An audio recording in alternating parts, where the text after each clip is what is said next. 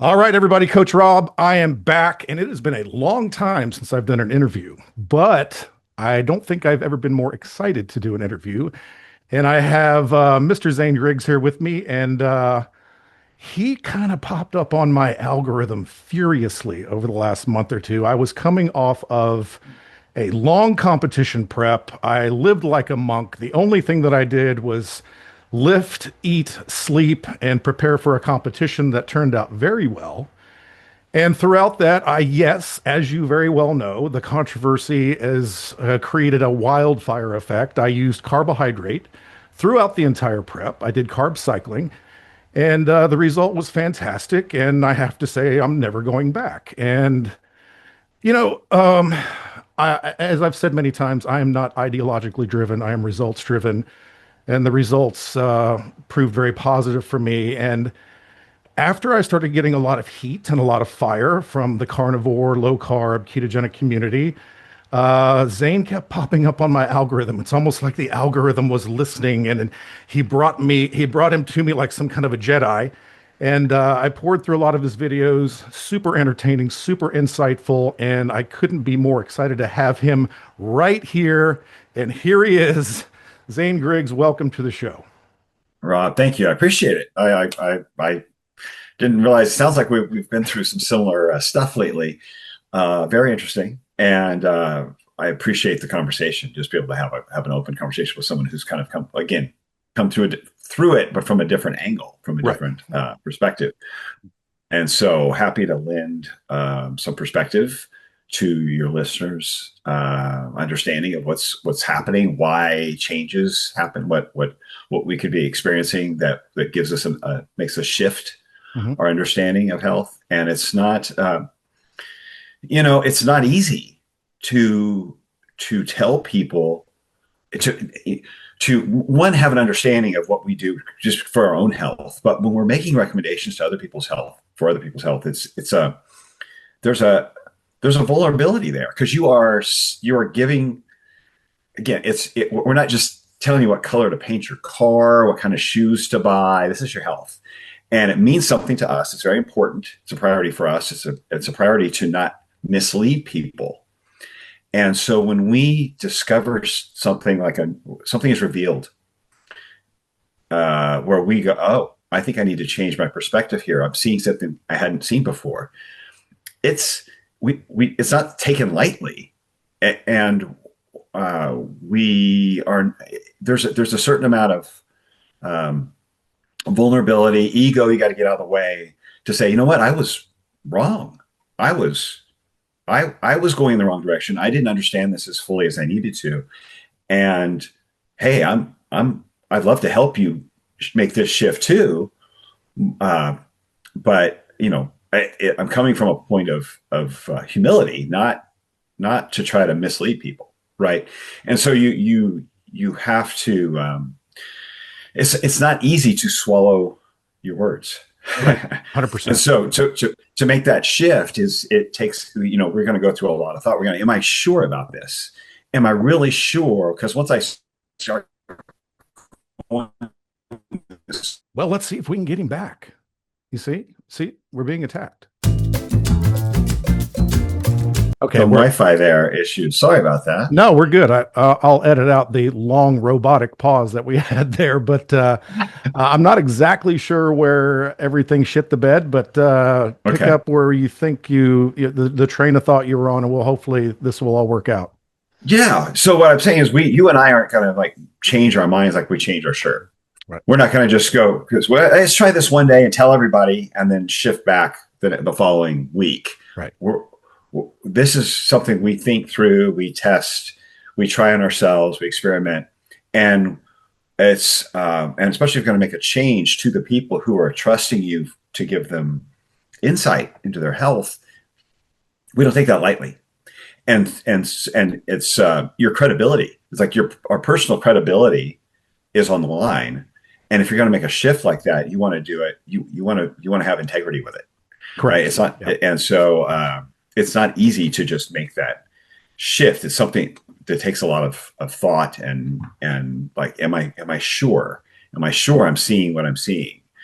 And so that's where I think when people, um, you know, they need to consider the weight of that on when if you really trust someone, if you think they have integrity, then when for them to make a shift, that's not an easy decision. Right. And it takes, and like again, you and I will test and try and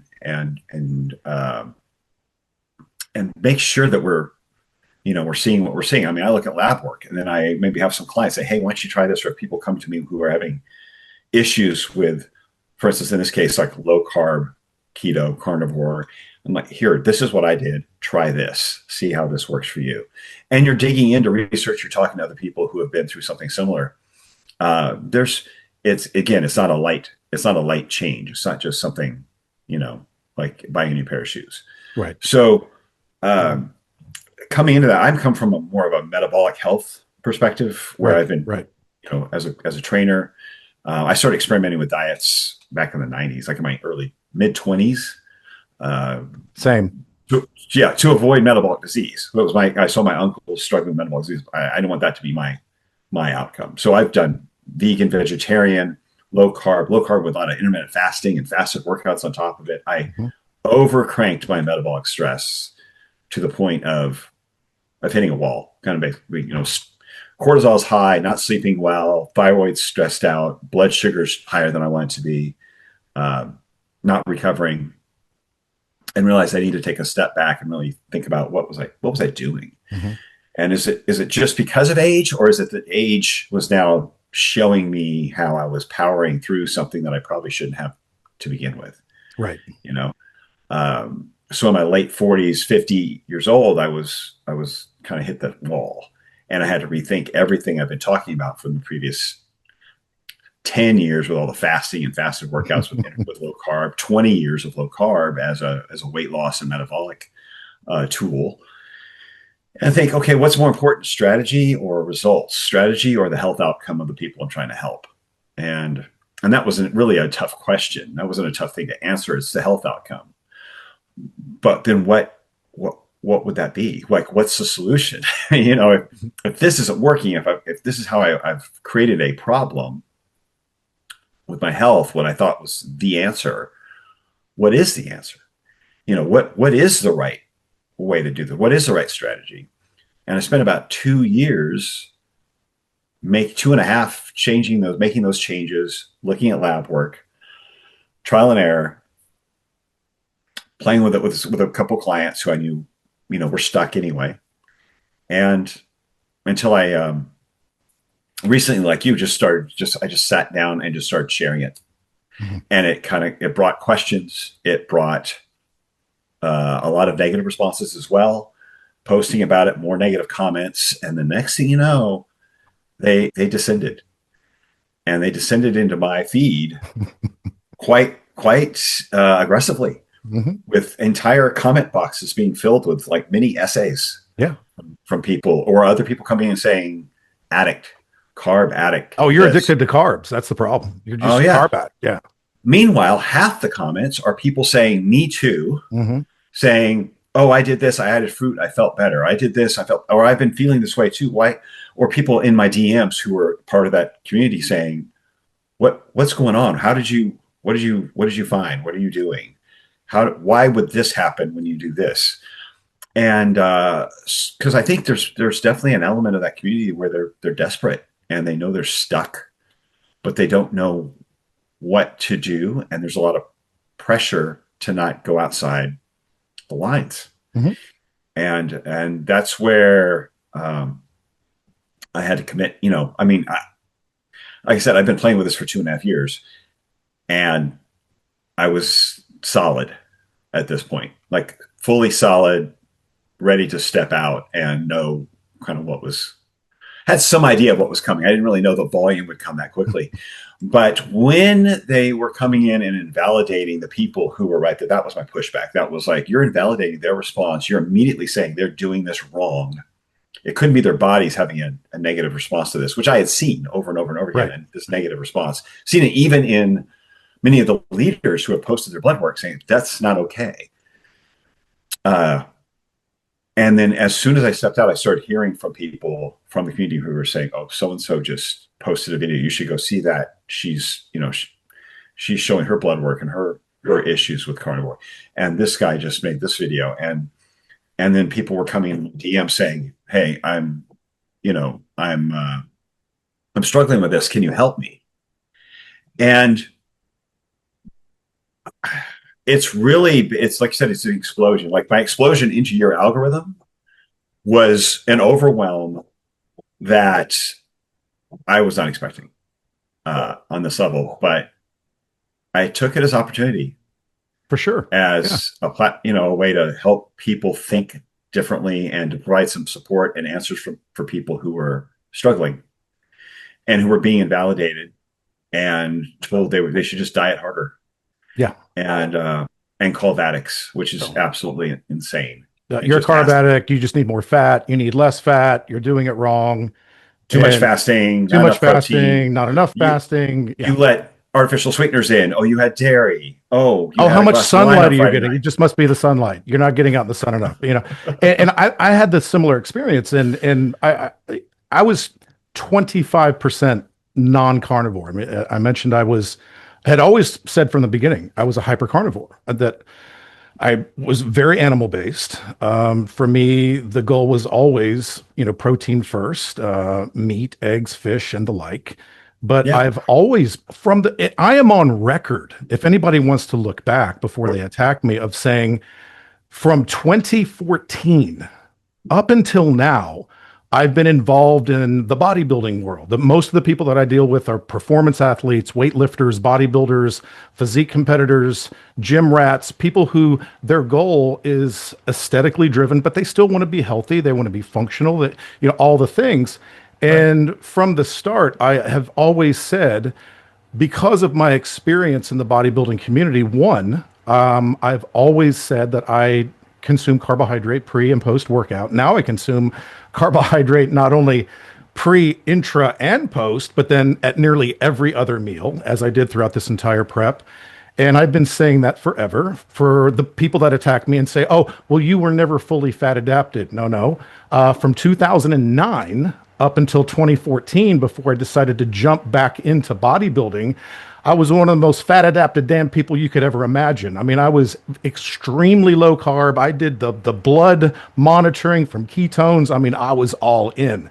So to say that I was never fully fat adapted, that doesn't fly. And I knew that when I was jumping back into the physique competition world, from my experience as a bodybuilding coach and being back in the hardcore bodybuilding 90s, I knew that carbohydrate played a role.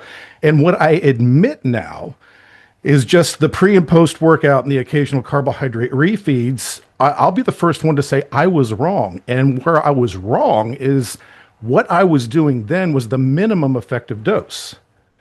And then through more research and working with some brilliant minds in the bodybuilding world, top level coaches who use a lot of meticulous carb cycling, I realized that I was wrong. And if I want to enhance and recomp as much lean tissue as possible, preserve that lean tissue, and have the best full aesthetic look that I possibly can on stage, while also getting down to literally 4% body fat, carbohydrates are going to play a major role. So I just decided, okay, I'm all in because I'm results driven. So I also, throughout that time, I work with tons of clients online. I'm speaking to you now in an office in my gym where I do one-on-one personal training. And yes, I've dealt with so many low carb, ketogenic, and carnivore athletes. And I'm not exaggerating when I tell you there's a huge segment of those people who sought me out after watching a video. And it was always something along the lines or to the effect of, "Hey, I've been doing carnivore for 6 months, 3 months, a year, 2 years. Things were going great. I lost 20 pounds, but then all of a sudden, now things aren't going so well. I don't feel well. I'm not sleeping. My hair is falling out." Women will tell me they lost their cycle. They were telling me that they come back and they find out that their thyroid has tanked, and everything is just kind of falling apart. And this simple recommendation of telling them either let's bring in some reintroduce some clean whole food carbohydrate around your training at a minimum and see if that helps. the response was overwhelming. Oh my God, things are so much better. Or Yeah. for the non-hardcore athlete, I would get these people, especially women, and they would give me the same thing. And I would say, let's try this. I want you for 3 to 4 days a week to just introduce about 50 grams of clean whole food carbs into the mix and see how that works for you. And I'm not exaggerating, and I've been on record saying this for years. These people would come back and say, oh my God, things are working so much better. These negative symptoms are reversing. I feel so much better. So it gets the ball rolling. So I Right. was still in that place where I'm like, you don't need, and I was wrong. You don't need to make carbohydrate your dominant energy source, but some may be beneficial. But the more I played with it, especially in 2025, the more I saw that the more we made it more of a dominant energy source, reduce the fat intake because you don't need as much as everybody thinks you do. Mm. Everything got better and better and better. So now I've probably got 12 or 13 clients who were full blown carnivore who are now doing carb cycling. And I've not had one yet that wants to go back because they're like, oh my God, it's more sustainable. I feel better. My performance is better. My overall look is better. I'm dropping body fat again. I'm retaining lean tissue. I'm sleeping better.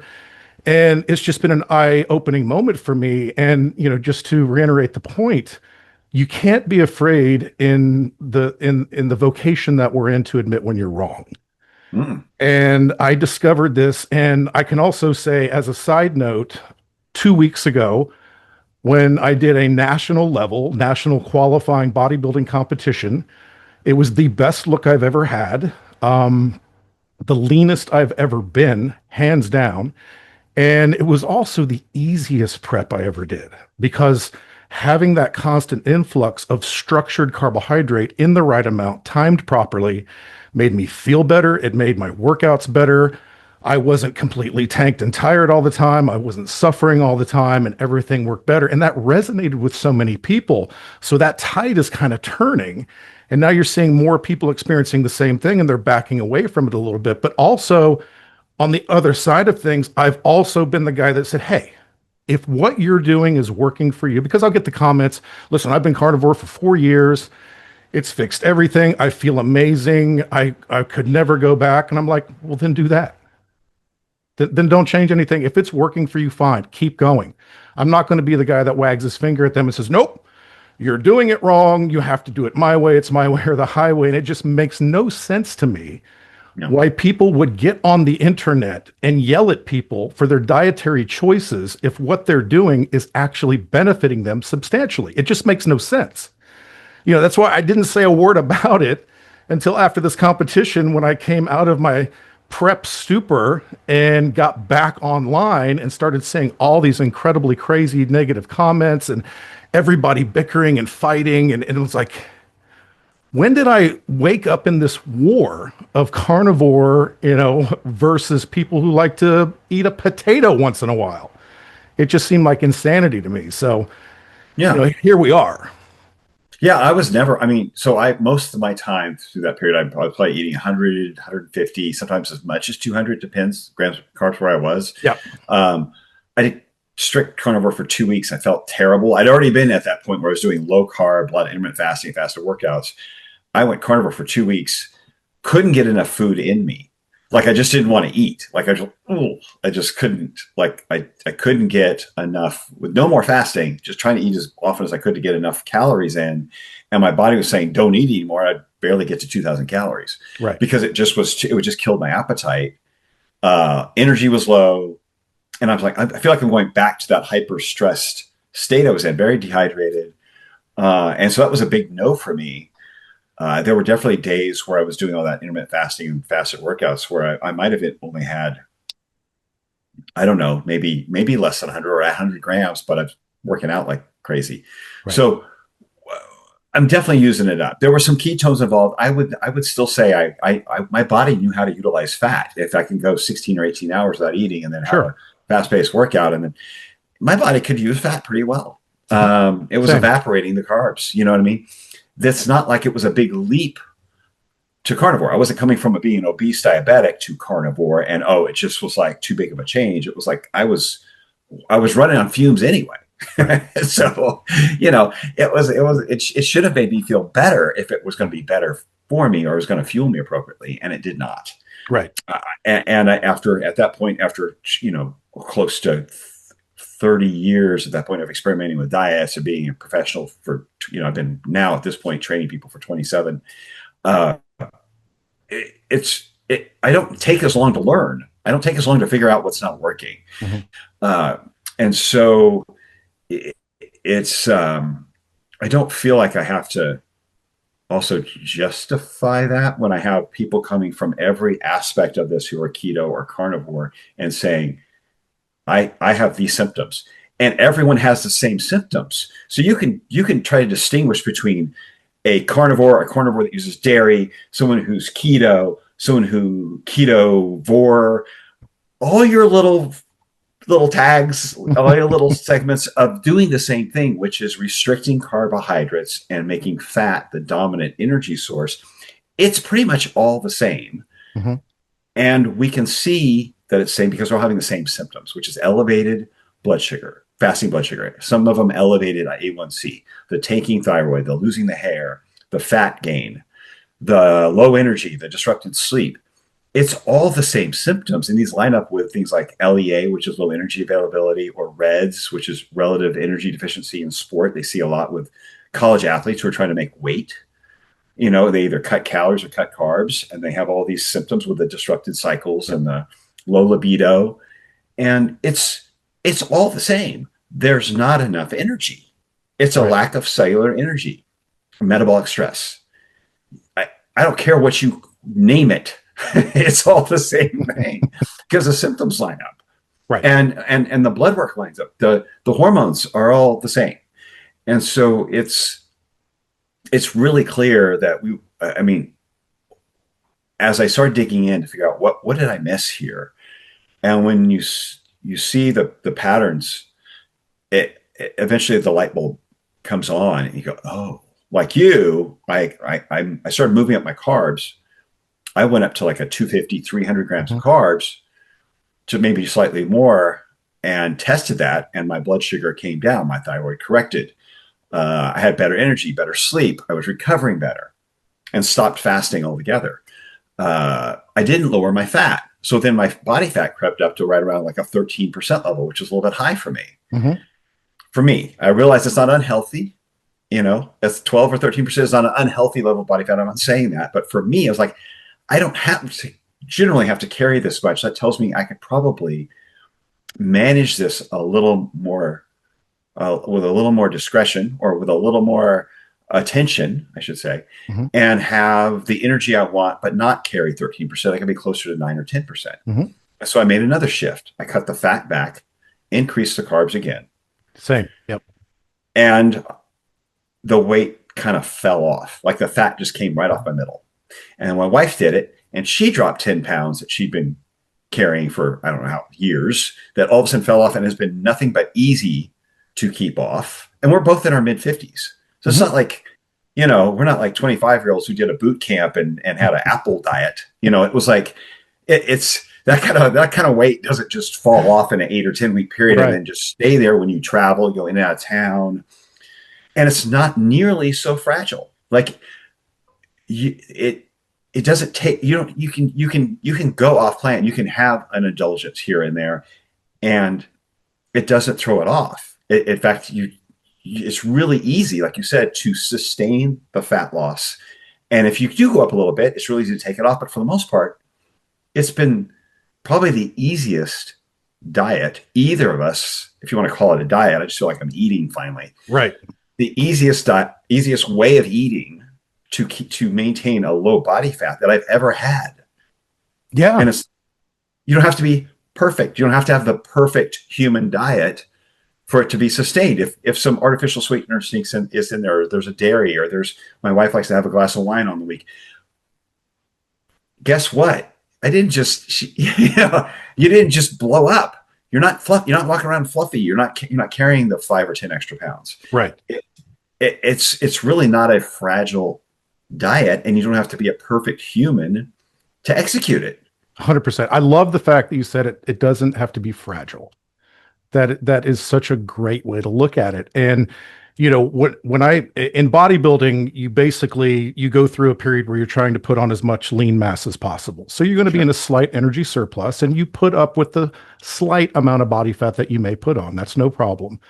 But when I went into prep, as it's called, we usually do that about 16 weeks out from the show.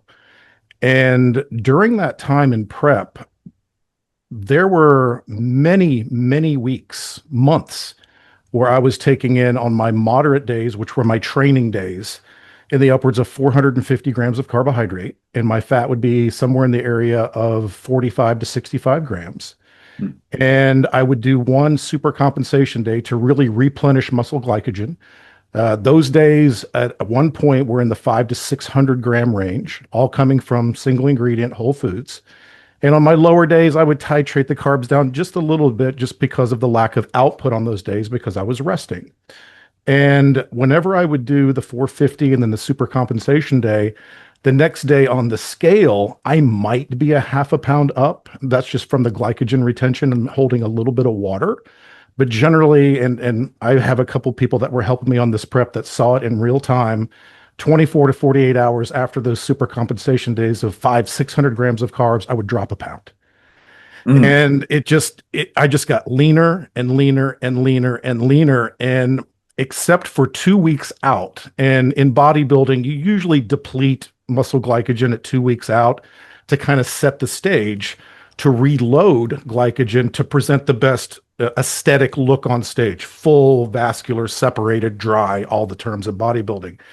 So there was never a time that I don't think I was ever below, even on my off days where I was below 150 to 200 grams of carbs. And what is really, and people have called me a liar when I tell them this, and I've got like 9 people who have witnessed this. When I came into that final week, I was a little scared that I might not make weight for the light heavyweight. That's the class I wanted to be in because I wanted to be super peeled, but at the top of the weight class. And in the final week, I was a couple of pounds away from making the weight class. So on the Monday before the show, I was about 200 pounds. And coming off of the depletion week, I added 80 grams of carbs on Monday, lost a pound. Then I went to 120 grams on Tuesday, lost a pound and a half. Then I went to 220 grams of carb on Wednesday, lost another pound. And then on Thursday, I think we took it to 300 grams, lost another pound. So I went from 200 pounds on the Sunday prior, after a depletion of carbohydrate, to going into the weigh-in on Friday night at 5 p.m. And you're always a little heavier at the end of the day because you have food and water. I weighed in at 194.6. I had 2 pounds of leeway from making the cutoff of 198. And this is where it really gets wild. So I go back to the Airbnb. I made my way in. We're all excited. And we make the decision to really reload that glycogen to have the best pop on stage. So between 6 p.m. and the time I went to bed, which was probably around 11, I took in an additional 100 grams of carbohydrate. I woke up on Saturday morning at 191. Whoa. And was absolutely peeled out of my mind. So the more I added, the leaner I got. The fat stayed fairly consistent at that 45 to 50 grams, coming from healthy fat sources. And my protein always stayed consistent at roughly 1 to 1.2 grams per pound. And throughout the entire 16 weeks, every week, without fail, everything got better, everything got better, everything got better on a very, high carbohydrate diet, lower fat, sustained protein. And I came in at what everyone, including the promoter of the show, would agree was somewhere around 3.5 to 4% body fat. And this is not unusual. If you travel in physique competition circles, Mm-hmm. everybody is using carbohydrate. And something I say to people all the time, if you want to know how to get freaking lean, if you want to know how to get peeled to the bone and hold on to as much muscle as possible, ask a bodybuilder. These people have devoted their entire lives to learning how to do this. And on top of that, 99% of them are all on a high carbohydrate diet because they know that's what works. It's going to give them the combination of energy and fullness, and it's going to help them present the best physique they possibly can. And that gets thrown deep into the face of the low carb community. Now, yes, there are some outliers out there that can compete or go to a photo shoot doing keto or carnivore or whatever. And my argument is often, yeah, you looked amazing, but was it the most optimized approach? Could it have been better? Right. So it was a wild, eye-opening situation for me. And at the end of the day, if I thought about it, if I could go back to the 90s when I was heavily steeped in the hardcore bodybuilding culture, what was everybody doing back then? High carb, low fat, really Definitely. prioritizing protein. They just did it in a very simplified manner. Now that we have so much more information at our disposal, and these brilliant top level coaches are doing this meticulous carb cycling because they've learned how the metabolism works, how the body works, how we can structure it to bring you into your absolute best.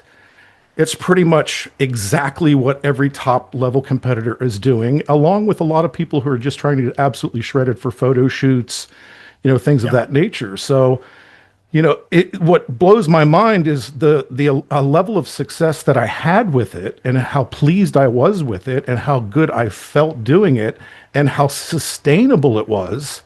People are still telling me, "Oh, you shouldn't have done that. You should have got rid of the carb. You should have just used more fat." I tried that. It was a train wreck. I never would have accomplished the same look or had the same outcome. And now coming out of the competition, I'm recomping. You go through this phase and you probably know this, another thing is, when you get that lean, you get so insulin sensitive. It's Yeah. ridiculous. And that's with all of those carbs.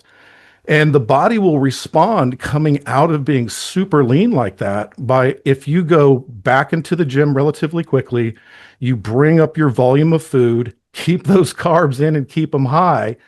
Insulin is not a satanic hormone.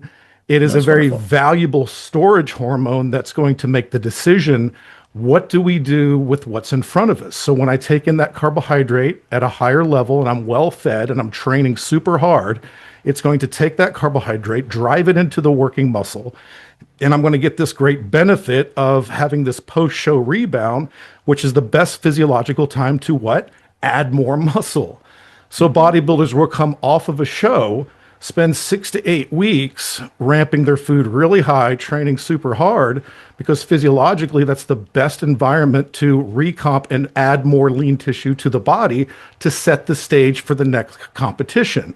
So it kind of works in cycles. So, or if you choose to come off of that competition and just feed yourself, ice cream, donuts, pizza, and burgers, then that insulin will decide, well, we have nothing to do with this shit, other than store it as fat. So we have to make an intelligent decision of what we do with the nutrients that we're intaking and let the body do its thing. And if you're intelligent with your choices and how you manipulate food choices and the volume of food, you can do incredible things and come out of it with the best physique you've ever had, feel good. And again, it's very sustainable. You were talking about you and your wife. I mean, I remember even back when I was even more carnivore, I would always say, we do have some carbohydrate. And there would be times where my wife would say, "Hey, it's Saturday night. Why don't we have a sweet potato with that steak?" So I'd be like, "You know what? A sweet potato sounds freaking awesome." So we'd have the sweet potato, and guess what? I might be 205 pounds before I eat the sweet potato. And then I eat the sweet potato. It was delicious. I wake up the next morning. Guess what? I'm 205 pounds and I Yeah. feel great. And we had a wonderful night. So it's just staggering to me. And, back to the influencer thing, I would never name names because there's still a lot of people in the carnivore space that I'm very good friends with. I love them. I Yeah. respect them. And many of them still respect me and understand where I'm coming from. But there's one out there that literally said, if you eat an apple, one apple, it will, her words, immediately convert to visceral fat on the body. That's a direct quote. And we both know that's exquisite bullshit. Excuse my language.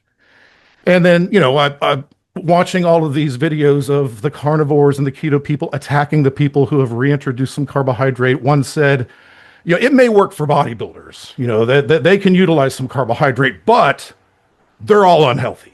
Blanket Oh, term. yeah. They're all unhealthy. Oh, yeah. Oh, really?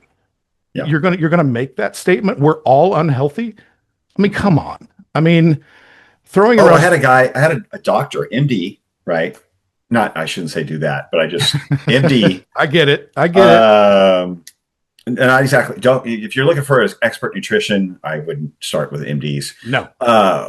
But try to cherry pick some. I don't. He didn't name the study, but it was like, oh, when they looked at elite athletes, we're talking. He said elite athletes who and compared those who are on a ketogenic diet versus a carb diet, right, a fully fueled diet. The elite athletes who are on the carb diet were pre-diabetic. What? So we've got elite athletes standing on the podium getting medals who have to go back and hit their insulin and the metformin later. Come on, come on. I mean, let's be real about this. Are there people who are fueling with not so great food, who are competing and they're just great because they're great and they're talented and they're young? Mm-hmm. Yeah, they're not pre-diabetic. No, they are not pre-diabetic. They might not have the best fuel. They're not winning because they're pre-diabetic, because that impacts performance and energy production. Correct. And what they are doing is turning food into ATP, into high-level cellular energy. That's the opposite of insulin resistance. The exact opposite, yeah. The exact. Meanwhile, we got a bunch of fluffy, I hate to say it, but fluffy examples of carnivore and keto out there. There's not a whole lot of no. There's not a lot. There's some that are just genetically, they're good. They know how to manage things. They work out well. But for the most part, you're not seeing a lot of really lean, solid people coming from that who are dedicated to that community, who are having success. I mean, and I'm thinking about year after year, many of them gaining and re-losing, gaining, losing, right. The same 40, 50 pounds over and over and over again.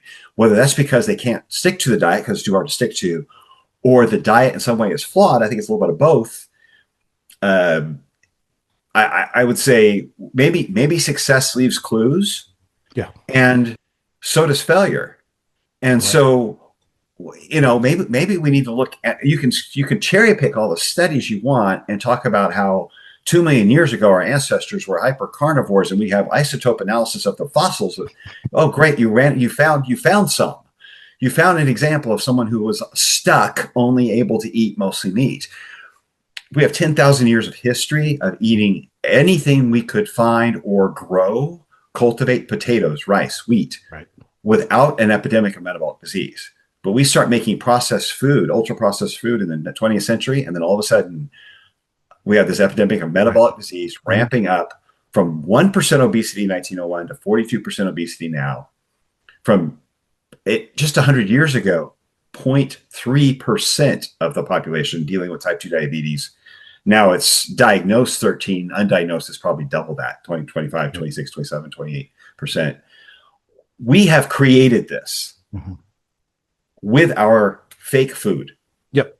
But meanwhile, we have eaten carb, and we have indigenous cultures out there still who are not eating an industrial diet, who stay living off the land, still exist in South America, in New Guinea, on Pacific Islands, and they're eating from 60 to 85% of their calories from carbohydrates. Yes, they are. And they have impeccable health, no metabolic disease, not just not sick. There's one in South America has the best, the Chimani, they have the best health. Best heart health of anywhere in the world, where like I think 75%, no, they found zero heart disease in people 40 to 65, 75, something like that, zero CAC score, and 85% of the people over 40, and about 50% of the people over 70, 65, 70, 65 had 40% that had zero CAC. I mean, they have the cleanest hearts, right? At 85% carb of bananas or plantains, rice, and some corn and some tubers. It's just nothing magical. Nothing magical. It's a high carb, very low fat, very moderate to low protein diet. Not that that's magical, but because that's what's available, so that's what they eat it. Single ingredient whole foods. Single ingredient whole food. I've been saying this forever. If we could cure the obesity crisis, if everybody just switched to single ingredient whole foods, start there. And then something I'm also on record, like yourself, in saying, correct me if I'm wrong, there has never been a tribe, a culture, a society throughout human history that just had ribeyes, salt, and water. That's a new thing. And the people always scream, the Inuit, the Inuit. Well, if you look at their history, it's on record saying they had meat, milk, and blood. That's what they consumed. They consumed a ton of milk, which has carbohydrate. Oh They yeah, it would does. drink the raw blood of the animal, which contains the animal's glycogen in its naturally occurring form.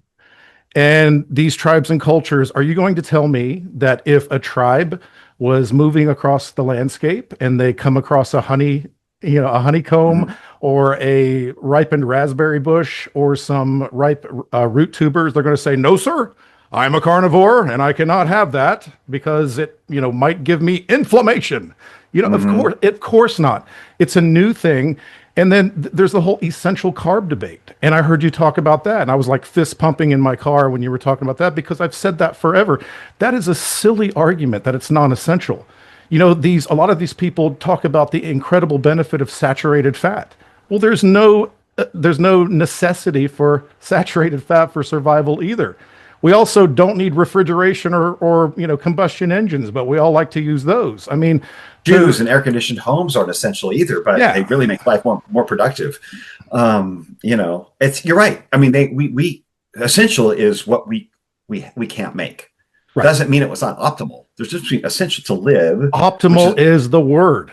It's optimal. optimized. They were Optimal. trying to freaking survive at any means necessary. We don't have to worry about that. And they weren't trying to enhance athletic performance. They weren't trying to get lean and jacked. They didn't go to the gym. There was no social pressure of looking good, or there was no desire to be at their best. They didn't have bodybuilding competitions or the NFL, and they weren't hired to be the next Marvel actor that had to have chiseled abs. It was a completely different culture at the time. They were just trying to freaking live and not get speared by a freaking rhino. And they would eat anything that would come across their path to survive and feed their family. So that whole, well, carbs are not essential to live. To me, that's an empty argument that has no weight whatsoever. And another thing that I did learn from you, and I want you to explain it because I'm looking at my notes and it was under essential carbs Mm. that I was so interested in from you is you were explaining what the real cause of insulin resistance is and how it Oh. is not from carbohydrate.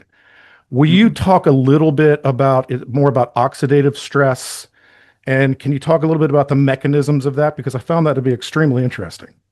Sure. Yeah, it's really something I've been realizing over the last, well, handful of years that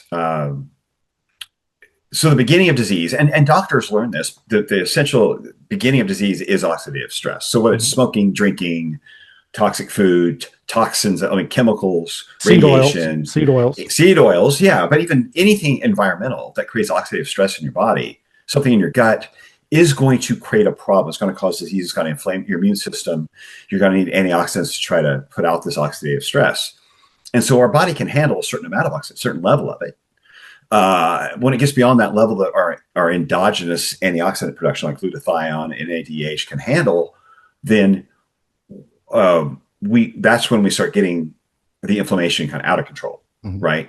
And we start having problems. So without getting too much geekier, um, there are foods, and I believe seed oils being probably the primary one that has entered our food system because it's increased the most since the 1900s. We just started creating it around that time, and we've gone from having 3% of our diet coming from polyunsaturated fats to now it's like 20%, 30% of the calories and 80% of the fat that the average American consumes through ultra processed food, restaurant foods, things like this.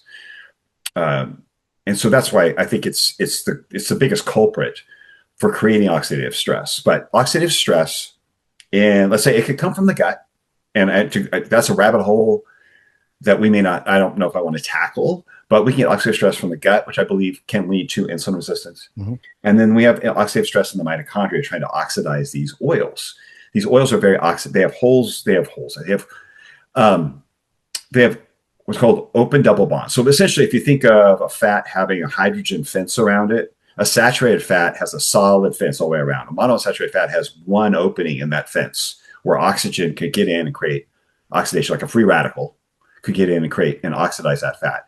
A polyunsaturated fat has 2, 3, 4, 5, 6 openings in that fence where it's unsaturated. And so the oxidative stress can get in there. So it's an oxidative or very flammable fat. Mm-hmm. And so when that gets in the mitochondria, where you're actually burning these fat, you're oxidizing these fats with like it's oxygen, right? You're burning them like in an engine, so to speak. When you have a high concentration of those, that can create enough oxidative stress to harm or shut down that mitochondria.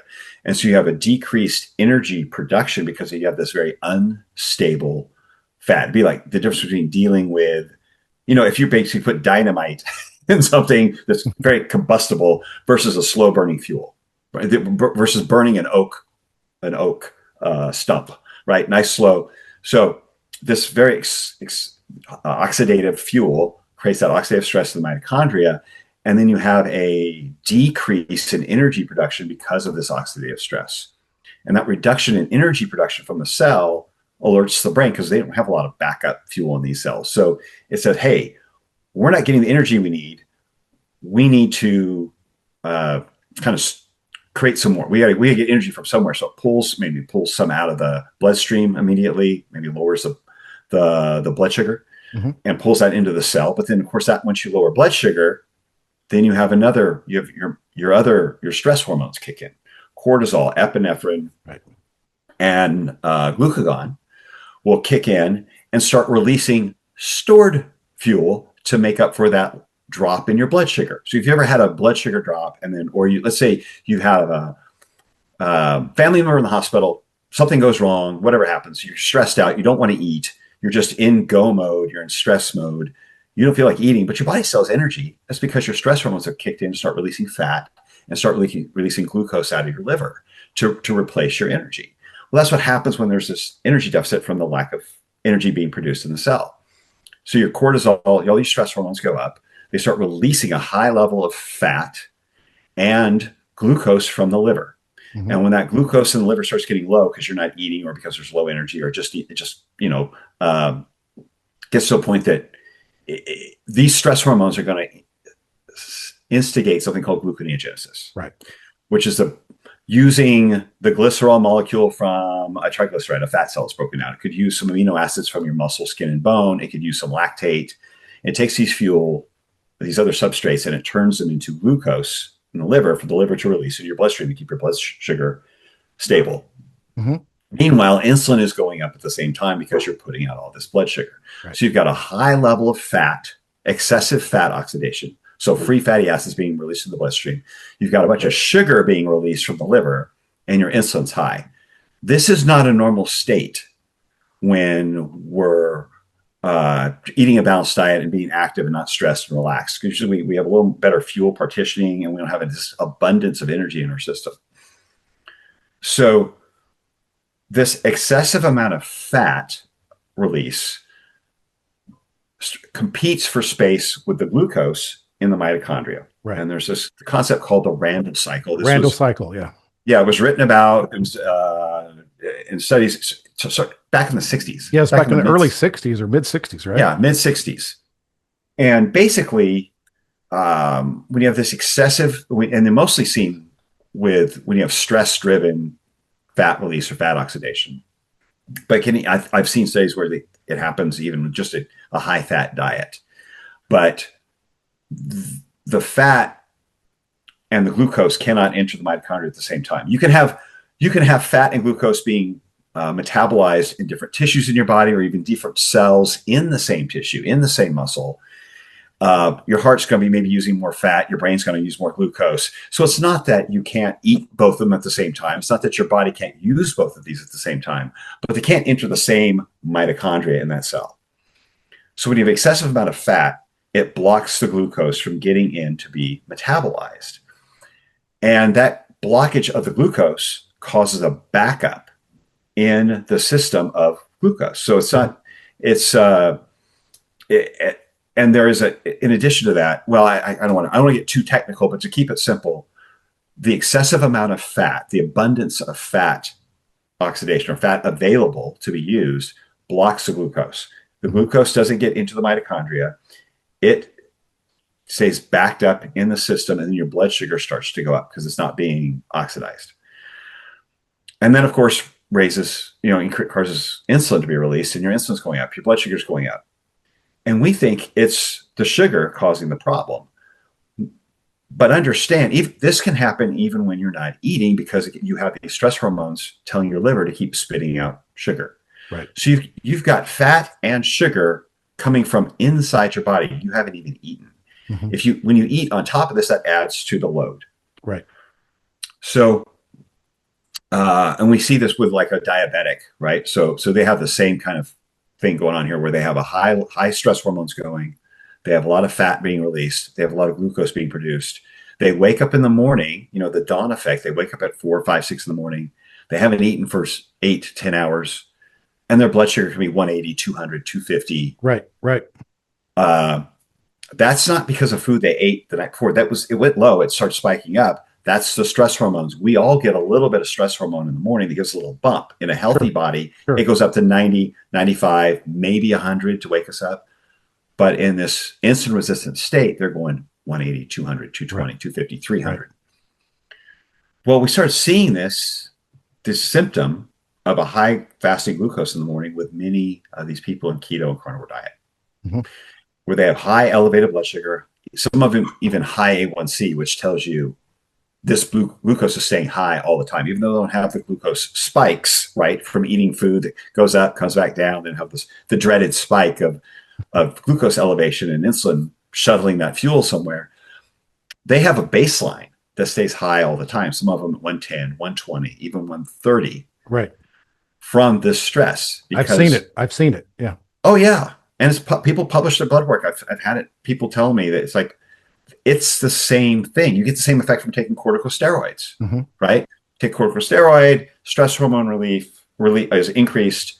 You have this release of all these substrate, the fat and the glucose from the liver, and you start putting on weight. You start getting a little bit fluffy and retaining fluid, and it's just maybe there's a different stimulus upstream, but in the end, it's the same effect, and that is excessive stress-driven fat oxidation that is blocking the glucose from getting into the mitochondria. It's blocking glucose oxidation.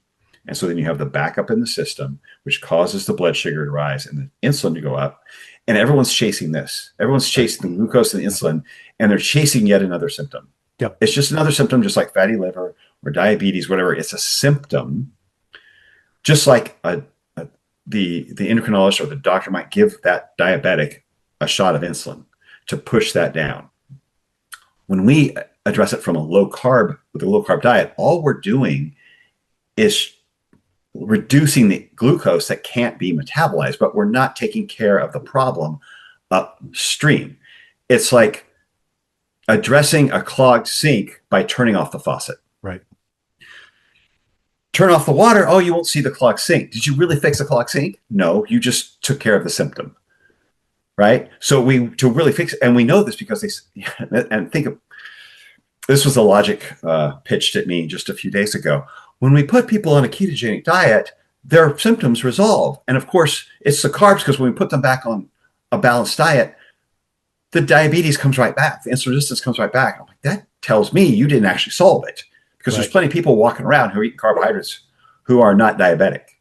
So if you truly fix the problem, if you really unclog the sink, you wouldn't have the insulin resistance and the diabetes after they've been on the ketogenic diet. Mm-hmm. I'm not saying no one has ever reversed their insulin resistance with a ketogenic diet. What I'm saying is that's the issue is not the blood sugar. Right. You have to fix the clog in the sink so that when you turn the water on, it actually flows down. If you really fix the metabolic problem, if you really fix the insulin resistance at the root, when glucose is brought back into the system dietarily, the glucose will be oxidized. Right. You won't have insulin resistance. Makes sense. Yeah, I try to. No, it's perfect. It's a complex subject to explain. And everybody want nuts and bolts. They don't want it to be super scientific. And I love the analogies. And that's what people, especially my audience, want to hear. They're like, just tell me what to freaking do, why I'm doing it, Make it Yeah. simple. And you brought up another word that I wanted to cover, and I want to give a little, analogy Sure. or a situational uh, thing here, and you can tell me if I'm right, I'm wrong, or if I'm missing something. But something I also say all the time is this gluconeogenesis thing. Right. And when I post on a YouTube video what I'm eating, my training, my ideology, now I'm having carbs at every meal. But before I would even say I'm having pre-workout carbohydrate about an hour before I train, and I'm training hard. And then I would have post-workout carbohydrate. And for me, that was for the anabolic effect, recovery, and all the good things that come from it. And then they would scream for the rooftops, you don't need to do that, just use gluconeogenesis. And they would also say, well, by eating those carbohydrates, you've turned off your fat burning switch. And my reply would always be, I don't want to be in a fat burning mode. I want to be in an anabolic environment. So for me, I would always explain that, when I have the carbohydrate pre-workout, I'm using that carbohydrate for high intensity muscular contractions. I want that nice little bump in insulin for anabolic purposes because it's an indirect, creates an indirect anabolic environment for growth, and it's great for recovery. And then after an extremely hard session in the gym, I then want to replenish that glycogen to continue everything I just described on through the rest of the day. To me, gluconeogenesis has always seemed like a backup system, and not the most optimized state to be in. Yeah. And it never made any sense to me. And something that you also said is the potential catabolic effect of gluconeogenesis. Yeah. And It's a that's catabolic that's what hormones. my people want to hear. My people want to hear, well, hold on, hold the damn phone. Are you telling me that in this state I could burn muscle? That's like the last thing anybody wants to do. So maybe first of all, Sure. am I right? And number two, explain the potential catabolic effect of gluconeogenesis and why we need that carbohydrate at the minimum around hard training output. Sure. So all those hormones I mentioned, I call them stress hormones, are also called catecholamines, are also called catabolic hormones because they break down tissue and they turn it into energy. It's not energy, it's not exogenous energy, it's energy from within. You've broken, whether it's fat or it's amino acids or it's lactate or glycerol from the backbone. It's all it's a catabolic state because you're breaking down more tissue than you're building. So it's a spectrum, if you want to. That's the best way to describe it. And excessive fat oxidation is a catabolic state. If you're breaking down a lot of fat, more fat than you're taking, then what that's the majority of your energy and it's coming from, that's a catabolic state. Right. When gluconeogenesis having to kick in and make glucose, why would it do that? It's because you're not eating. Food is scarce, right? Food is scarce. If you don't have enough food around, your body breaks down your tissue. Right. So this is really logical. It's a catabolic state because you're producing the substrate, whether it's glucose or fat, from within your body, from the tissues within your body. And so as opposed to adding, which is insulin, these are all catabolic. And so with gluconeogenesis, again, it picked from 3 different substrates, the lactate, the glycerol, the amino acids, and turn those into glucose, which is a stressful endeavor. So as you're converting this substrate into glucose during gluconeogenesis, you are losing about a third. You're using about a third of the potential ATP you're going to be making. So you think about what the ATP is going to be after you make this glucose, what you're going to use turn that glucose into that you're making. Before you've even made it, you've used about a third of that potential ATP in gluconeogenesis, in the process of turning that substrate into glucose. So you're losing cellular energy on the front end. Right. And amino acids are most definitely used to fuel even ketone production. There are certain amino acids which are turned only into ketones. There's other amino acids which can be ketones or glucose, and it just depends on like the substrate that's available. Generally, in a lower carb, no carb setting, you're turning more of those those amino acids that go either way into ketones. Right. So your body is breaking down tissue and turning it into fuel because you don't have any. It's a great backup mechanism so we don't starve to death through the winter, through a drought, Right. through a famine. It is not something you want to live on because that's when the thyroid hormones start turning down. Like, it doesn't want you to be active when food is scarce. It wants you to turn down your energy, convert more of your energy, of your potential energy, into fat instead of into ATP. ATP is going to make you move more. Turning into fat saves it for later. And then the hair starts falling out and the hormones get dysregulated because the last thing you want to do is get pregnant when food is scarce or make babies, So this is all survival. Right. You're basically taking your body into survival mode, not optimal, I'm going out for battle mode. Right. Well, thanks for giving me the assist on that. Was that enough detail? No, it's something that I've been saying, and again, one of the reasons why I was so excited to have you on is to get some damn backup, and I've always said that gluconeogenesis is a very expensive physiological process, and why would we, as athletes, lifters, bodybuilders, what have you, even CrossFitters, why would we want to rob from the protein that we're so meticulously trying to take in for growth and cellular repair and all the wonderful benefits that protein gives us as athletes and bodybuilders and athletes and heavy lifters? Why would we want to rob from that when we have the perfect opportunity to fuel those muscular contractions and aid in the anabolic process? And I have to remind people, anabolism, anabolic. You know what that word is. This is growth. This is the addition and preservation of lean mass. And, muscle is the longevity hormone. For bodybuilders and athletes, we want every ounce we can get, and then we want to keep it at any cost. And to engage in an activity nutritionally that potentially could rob you of that lean tissue just seems absolutely asinine to me. And again, it's a backup system that was more meant for survival and never made any sense to me whatsoever. So thanks for backing me up on that, because that's going to be an important one that a lot of people are going to want to hear that. So thank you for that. That was perfect. Sure. Yeah, it's definitely been something where I decide I don't want to use gluconeogenesis to a minimum. Like, it's between meals, just enough.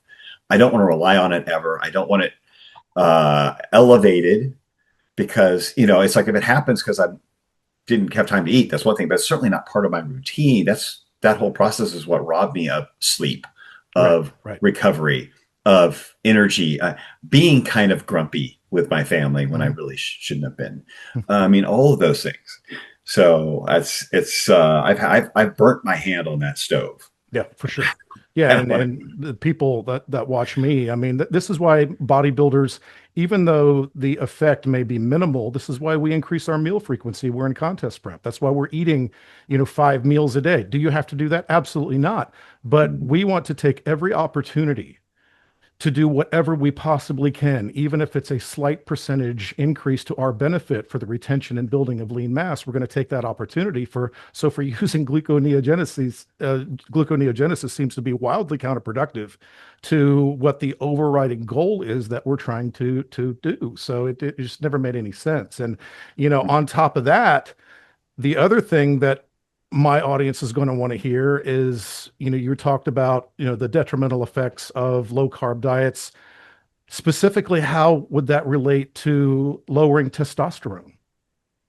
Well, yeah. So if you're elevating cortisol to release all that fat, and which also is part of gluconeogenesis, then cortisol, one, stimulates aromatase, which of course converts estrogen into or converts testosterone into estrogen. But also when you lower thyroid, so the cortisol goes up, you're low on energy, you're low on your body says, oh, we're in an energy deficit, we're in a catabolic state, we don't need to use excess energy, so turn down the thyroid. Thyroid helps convert cholesterol into testosterone as well. And so you have a lot of reasons not to rely on these catabolic hormones throughout your most active part of your day. When you're sleeping, it's a good time to rest, recover. Things are in low go mode. You can burn some fat there because that's a slow energy providing substrate compared to glucose. When you're active and alert and your brain's going, the glucose is definitely the better, more efficient hormone substrate. Mhm. even by oxygen usage. It's just more efficient. Um, we don't have a calorie shortage, right? Yeah, fat can bring you more calories per gram. I don't see too many people in a calorie shortage. What No. we have, our rate limiter on making energy is really down to oxygen efficiency in the mitochondria and making fuel. What this led me to realize is that, as people say to you, they say to me, well, yeah, but you've always been a fit, healthy person. You never had to deal with disease. Yeah, by design, that was intentional, by looking forward in my 20s, trying to avoid that. Even with all my mistakes, I still managed to avoid it. Um, but what about someone who's insulin resistant, who's diabetic, who has these diseases? Well, when we see, as I mentioned before, we see insulin resistance is this high level of cortisol, high level of glucagon and adrenaline that are pumping out the high level of fat oxidation, high level of gluconeogenesis. So what they've seen in study around, they do tracer studies on NAFLD, non-alcoholic fatty liver disease. Mm-hmm. We see a 50% increase in fat oxidation, a 30% increase in gluconeogenesis over a healthy body. So their fat oxidation, fat release from cortisol and glucagon, these stress hormones, and the gluconeogenesis are ramped up. 50% for fat oxidation, 30% for gluconeogenesis. Okay, why would I want to layer on top of that to fix it a diet that that adds to that pathology, that creates a similar response in our bodies? When you go on a low carb diet, you're going to elevate the stress hormone, you're going to release more fat, you're going to increase gluconeogenesis for your glucose source. That's what's happening in someone with insulin resistance, severe like diabetes, fatty liver disease, obesity. They're already in that state. You want to layer it, you want to fix that with a diet that does the same thing?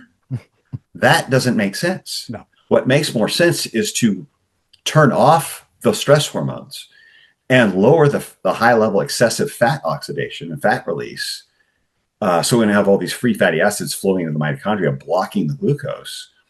And then if we can, help increase insulin a little bit, so it helps, so it has more energy, more volume of insulin to push the glucose into the mitochondria, into our cells for use. So how do we do that? Well, glucose and insulin are counter-regulatory to cortisol, epinephrine, glucagon. That's why when you get stressed out, you're not usually reaching for steak. You're reaching for something sweet. You're reaching for carbohydrates. You want something to comfort you. That's not a bad thing. That's not a sign of weakness or addiction. That's how your body is wired to work. One, dopamine makes you feel better. You have these receptors in your brain for dopamine and serotonin, right? For a reason. You have opiate receptors for a reason. They help you feel good and deal with stress. But so if you can elevate the glucose and elevate insulin to turn off those stress hormones, and you can turn down this catabolic response. Don't heap more fat on the problem. You've already got an excessive level of fat oxidation, so more fat's not helping. Let's reduce fat to take off some of that metabolic load of the excessive fat oxidation, turn down the stress hormones, increase glucose for the insulin response, and you get the stress hormones out of the way. Insulin can more effectively push that glucose into the mitochondria, and you reduce the blood sugar, and you've got healthy glucose oxidation. You've unclogged the sink, Right? And then the water flows, and you can turn the faucet on and feed yourself some glucose, and you won't be sick. You're going to be energized. You're going to have more efficient energy production in the mitochondria. Right. Perfectly said. Perfectly said. So, how old are you? I'll be 55 next week. I just turned 57. Mm-hmm. You're what, 10% body fat? Right. Yeah. It's a comfortable spot. Yeah. It's good. After the show, I'm probably sitting at around 9 or 10% body fat myself. Yeah. Yeah. I perform in the gym like I'm 35.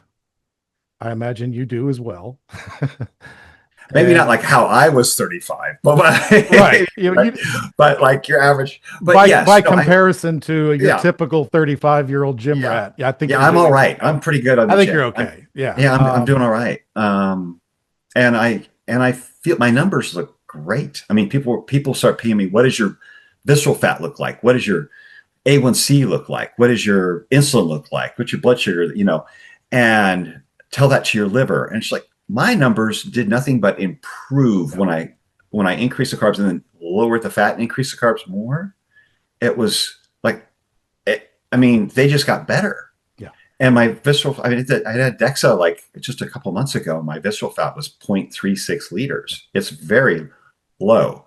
My A1C is 5.3 after my 4 months of 400 plus grams of carbs and 30 grams or less of fat. And my fasting insulin is 2.6. My glucose was like 81. I mean, my doc said my liver had never looked so quiet, actually, and he was shocked that for my last blood test, my ApoB had dropped 30%. He hadn't seen someone do that without medication. So one thing that shifted between the first carb increase without the fat change, and then that my ApoB, my cholesterol came down about 20% at that point. Then this next time when I really raised the carbs and dropped the fat back, my ApoB is the lowest I've ever seen it. I've been testing for maybe 6-7 years now. And it dropped another 30% from the first carb increase, which to me, I wasn't like, that wasn't my first concern.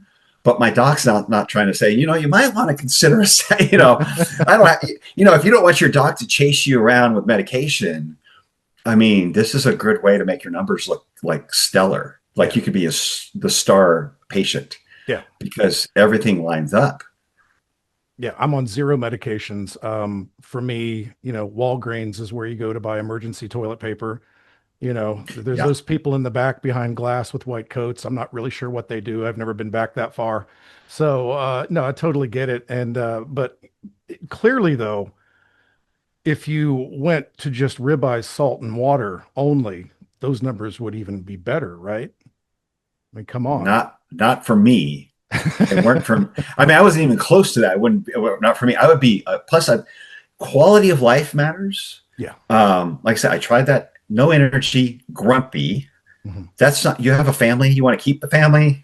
Don't be grumpy. 100%. Yeah. And the fueling, the fact that when I really took those carbs up, man, I could feel like without even working out, my muscles started filling like it was. And you felt this as you do the carb cycle. It's like the pump just happens from the food. It's insane. Like yeah, it's like, and you go, what is happening? And I had been a while since I experienced such a that. great point. People don't understand when I say, when I wake up in the morning, I look great, feel great. And when I have my first meal, because I don't fast and I'm eating at, 6 a.m., without lifting a weight or touching a weight, you feel everything just fill and tighten and energized. The vascularity just pops. Yep.